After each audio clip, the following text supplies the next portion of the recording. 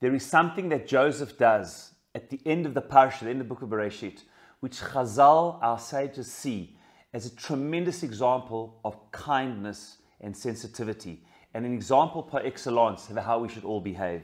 The concept that Chazal talk about is called Latzeit Yedei Habriot. It's mentioned in the Midrashim, to be concerned and sensitive to the needs and views of others. Look how sensitive Yosef is. At the end of his life, there is this. At the end of the Book of Bereishit, there's this remarkable interaction where they're returning from the burial of Yaakov, of their father, in Canaan, and they come back, and it says that the brothers were concerned that now that their great father had died, now perhaps it would be a time that Joseph would get even with them, that Joseph would, God forbid, kill them for the iniquity all those years ago, the terrible sin of selling Yosef. It seems that they believed as long as their father was alive, he wouldn't do it. But after he had passed away, perhaps he would. And Chazal say, what brought on the brothers to do this? Yes, Yaakov has passed away, but what made the brothers now, all of a sudden, after all of these years and decades with Yosef, 17 years since they arrived in Egypt, think that Yosef will now get even with them?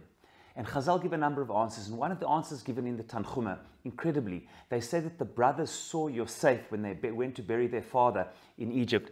They saw Yosef stopping at the pit that they had thrown him in and offering a prayer, reflecting at the pit, saying a prayer, actually a beracha, that Hashem had saved him in this place.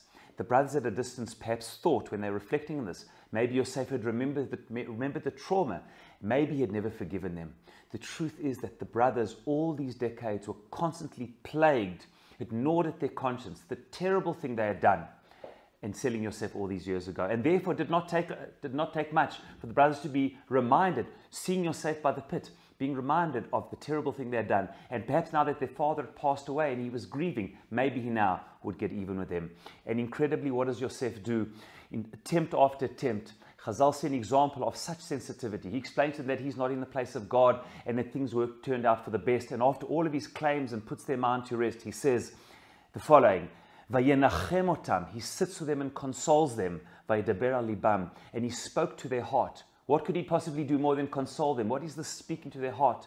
Chazal say it's an example of understanding the needs and concerns of others and sitting with them until they are consoled and feel that all of their concerns are laid aside.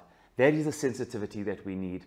Chazal tell us in a well-known halacha that one's never supposed to remind a person who sinned. It's called onat varim. A person who did something terrible. You shouldn't be the one to remind them of that. You should not be the one to conjure up images for that person which makes them feel bad.